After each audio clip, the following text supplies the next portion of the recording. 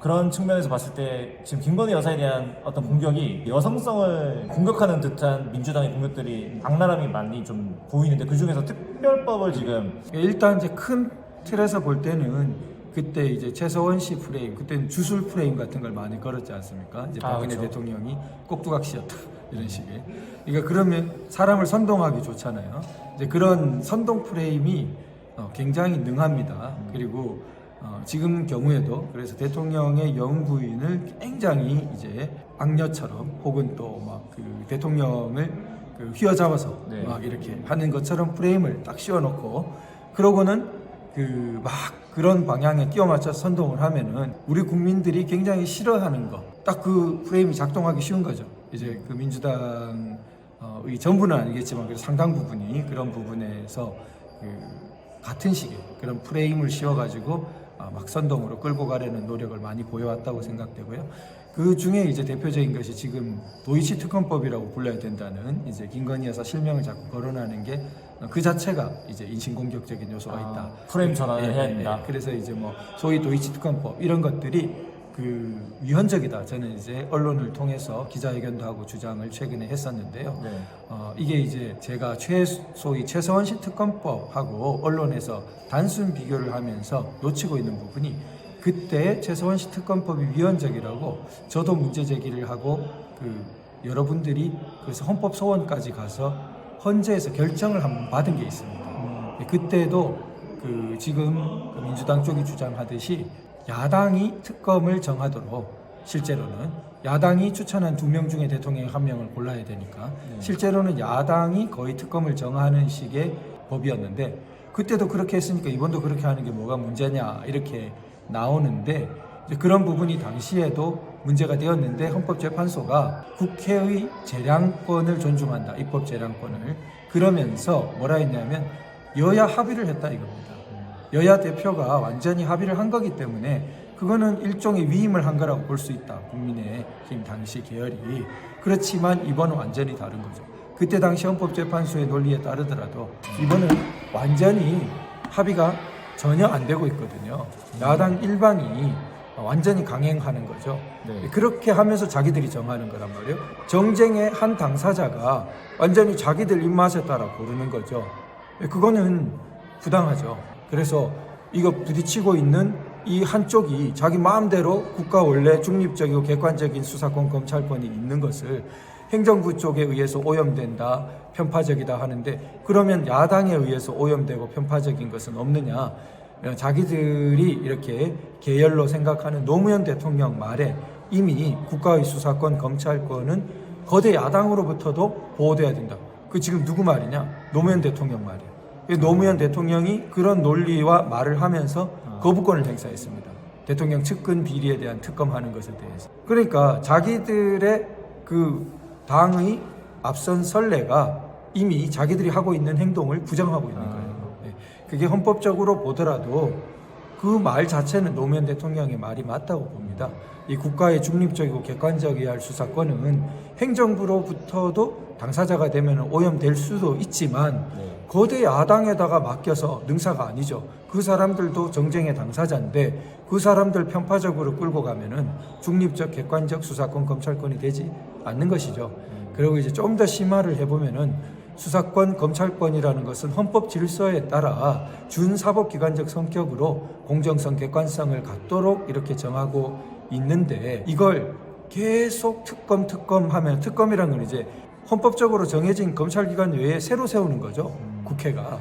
그러니까 그런 특별법 자체가 굉장히 예외적인 거죠. 근데 예외를 자꾸 하니까 그래서 상설특검법이라는 걸 만들었습니다. 네. 특검을 10번 하고 난 다음에.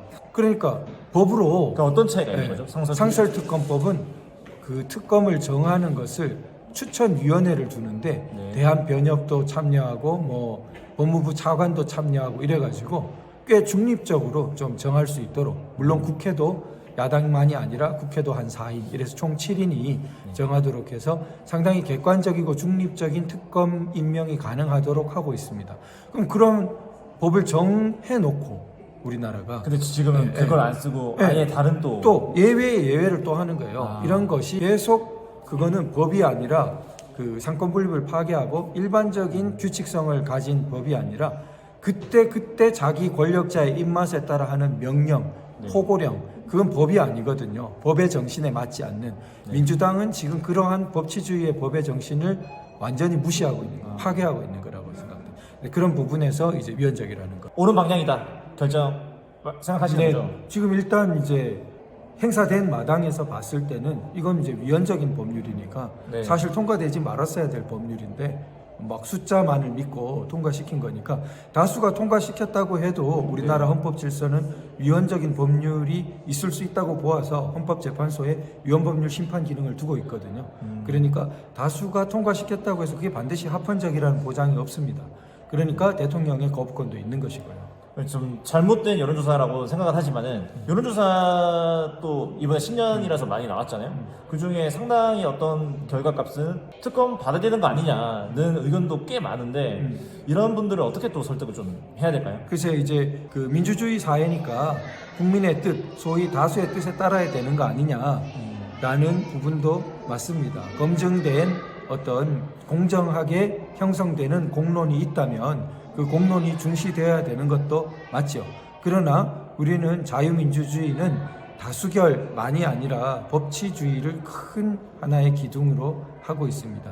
사적 사유재산권 존중과 시장경제라는 경제질서라는 것도 또 하나의 경제의 큰 축이죠. 한 3축 정도로 볼 수 있을 텐데요. 정치적 자유민주주의는 그 안에서 다수결이 상당히 강조되죠. 그 다음에 법치주의, 그 다음에 사유재산권과 시장경제질서, 크게 한 세 가지 사회적인 제도의 축을 생각할 수 있는데 다수결을 따라야 되니까 그러면은 국민의 뜻, 공정하게 형성된 공론이면은 그걸 준수해야 되는 거 아니냐 이렇게 생각할 수도 있는데요. 그 부분에 대해서 우리가 좀 조심해야 되는 것은 우리나라 이제 헌법 질서 체제는 정치적으로는 다수결이 강조되는 또 보통 선거권 이런 것들이 표방하는 자유민주주의 그뿐만 아니라 넓은 의미의 자유민주주의 체제는 법치주의 그리고 사유재산권 존중과 시장경제 질서 이런 두 축 없이는 제대로 작동할 수 없습니다. 그러니까 만약에 다수결이라고 해서 사유재산권 폐지하면 자유민주주의 체제가 아니죠. 다수결이라고 해서 법치주의를 파괴해버리면 그건 다수의 독재지 자유민주주의 체제가 아닙니다. 그래서 법치주의 또 사유재산권 존중과 시장경제 질서 이거는 양축은 이미 다수결 마찬가지로 중요한 부분입니다. 근데 그러한 원리로 볼 때 법치주의의 원리로 볼 때 아무리 국민의 다수가 맞다고 생각하더라도 헌법 질서적으로 볼 때 이것은 헌법 원리를 제대로 준수한 게 아니다. 또 헌법 원리를 제대로 준수한 법이 아니고 또 그런 그 법을 통과시키는 걸 비록 다수 의석으로 통과시켰다고 하더라도 그 의석이 진정한 보통선거권으로 뽑혔다 하더라도 그건 자유민주주의 체제에서 못 받아들일 수도 있는 겁니다. 특검의 임명 자체가 그 야당에 맡기는 것이 그렇게 당연히 합헌적이지가 않다는 것. 피의사실 공표를 너무 막 한다든지 그 다음에 할 수 있게 취약하다든지 그 다음에 뭐 이번에 뭐 김건희 디올백 뭐 이런 거 말도 안 되는 그런 것들이 이제 이 세부 내용을 가지고 하다 보면 그들하고 자꾸 그들의 말려드는 계략에 말려드는 부분도 있다고 생각되고 그러니까 시간상 제한도 있다고 제가 지금 좀 말씀드리는 법을 농락하는 것이라는 거죠. 그냥 법을 정쟁의 도구로 삼는. 그러니까 민주당이 굉장히 지금 현재 주류의 문제가 법을 도구로 생각하는 겁니다. 그건 법치가 아니죠. 중국과 마찬가지입니다. 법치라는 건 법의 지배지 법을 수단으로 해가지고 사람들을 강제로 이렇게 푸시하고 자기들 마음대로 권력 휘두르고 그게 법치가 아니죠. 그게 동양에서 법을 경계해 왔던 이유인데 서양의 법치 이념 법이 다스린다. 사람이 아니라 정반대로 가고 있는 거죠. 한동훈 위원장의 행보라고 해야 될까요? 그런 거를 또 어떻게 생각하시고 또 두재 변호사님께서는 어떤 식으로 또 함께 하실지 좀 궁금하거든요. 네, 제가 두 개의 길이라는 그 함께 공저를 한 책에서 제 글이 이제 두 개의 나라라는 게 있는데 운동권 나라가 있고 대한민국이 있다 이런 거거든요. 우리나라에 사실은 한 개의 나라여야 되는데 우리나라 대한민국 건국 방향성과 헌법 가치, 헌법 원리를 당연히 따르는 대한민국 나라가 있고 이걸 완전히 부정하고 이거 달리 가려는 운동권 나라가 있다. 그런데 이제 한동훈 위원장이 취임사에서 운동권 특권 정치 청산을 말했어요.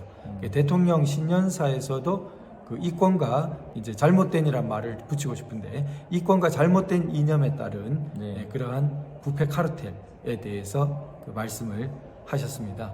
그러니까 다 상통하는 이야기죠. 운동권, 특권 정치, 특권 카르텔. 그리고 거기에 대해서 제대로 싸우지 못해왔던 지난 많은 세월들. 이것이 대한민국을 엄청난 위기와 지금 현재 이재명 사태로 벌어지는 또 동정표를 얻으려고 하는 부분도 있게 되지 않습니까? 네. 그러니까 그 단식 쇼에 이어서 자, 이런 부분들이 다 혼란인 거죠. 여러 가지 그 범법을 하고 중범죄 혐의를 받고 있는 이가 모든 것을 그냥 그 제대로 법치의 차원이 아닌 것으로 모든 것을 옮겨버리는 우리나라가 계속 이제 후퇴하게 되는데 그 뿌리에 보면은 운동권 특권 정치, 운동권 패러다임의 지배 그것이 소위 이제 586으로 대표되는 그런 부분에 20년 세월이 있었다고 생각됩니다. 386, 486, 586으로 이어지면서 그런 부분이 종식돼야 된다는 것이 저도 출마 선언에서 밝혔었고요. 네. 그러면서 국민 대통합은 모순되지 않는다고 생각됩니다. 오히려 민주당이 자꾸 통합을 이야기하는데 그거는 도둑이 자꾸 그 법질서를 지키자고 떠들고 있는 거랑 마찬가지거든. 자기들이 그 깡패가 법 지켜야 한다고 떠드는 거랑 마찬가지라고 생각됩니다. 그러한 역사의 전환점을 함께 만들어 주십사 간절히 호소하고 있습니다. 여러분 함께 해주실 거죠? 감사합니다. 감사합니다.